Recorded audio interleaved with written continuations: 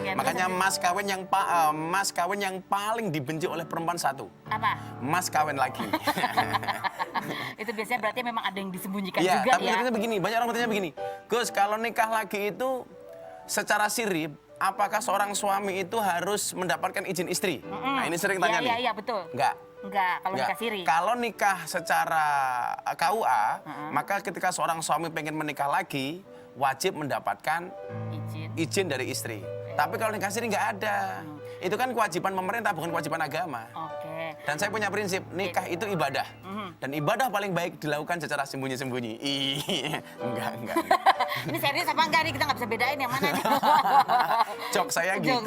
Tapi Gus nih, aku tanya nih Gus, ya kan nikah siri, ini kan orang memilih karena memang ada yang disembunyikan. Salah satunya kalau ada suami yang mau nikah lagi supaya nggak ketahuan istri pertama, dia nikah siri gitu ya. Tapi kalau misalnya ada yang bilang alasannya nikah siri ini adalah supaya menghindari zina sih pasti betul ya, karena ini kan ibadah. Tapi kalau supaya tidak menjadi fitnah itu masuk ini nggak apa? Ya masuk akal. Kan Kenapa disembunyikan, tapi kan orang lain nggak tahu jadi kalau sudah menikah. Yang biasanya menjadi tujuan pelaku nikah siri itu adalah halal di mata Allah. Halal di mata Allah. Dua orang saling menyayangi, saling mencintai.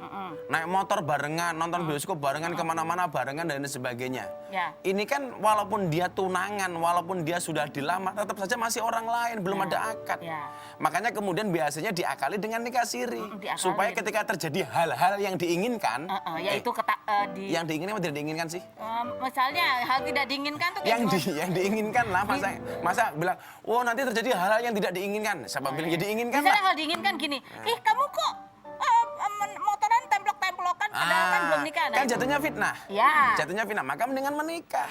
Kalau kemudian tujuannya untuk menghindari perzinahan, ya sah-sah saja. Toh itu halal di mata Allah. Bukan, maksudnya kalau nikah siri kan dirahasiakan dari khalayak. Nah, khalayak kan nggak tahu yang nemplok-nemplok itu sudah nikah. Karena mereka berpandangan bahwa kemudian yang penting di mata Allah itu halal. Makanya bagi cewek ya saya bilang, kalau kamu punya calon suami atau punya pacar, cukup katakan satu di antara dua kepada pacarmu. Apa tuh? Halalkan atau tinggalkan. Nah, halalkannya itu maksudnya gimana? Jadi nikahin lah. Pakai KUA atau siri? Ya kalau bisa KUA lah. Nah, jadi masih mending lebih baik KUA ya? Ya KUA.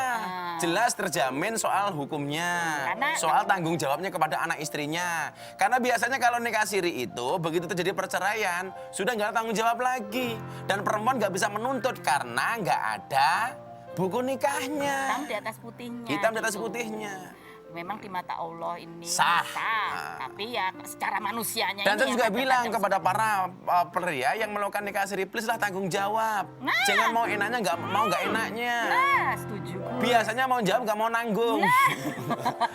Tapi kalau dibilang nikah siri untuk menghindari fitnah, nggak juga ya Gus. Namanya juga disembunyikan. Ya akhirnya orang kan jadi menduga-duga. Yang jelas menghindari perzinahan. Menghindari perzinahan itu ya? Menghindari perzinahan. Kalau fitnah karena sembunyi-sembunyi, tetap saja orang bilang, itu kok kayaknya belum nikah, kok udah bareng-bareng sih. Gitu. Jadi enggak ya, kalau yang kedua. Makanya kalau kadang-kadang ada dua orang begini kan, sembunyi-sembunyi, dia nikah siri, tetap saja itu tahunya pacaran. Karena nggak diomongin.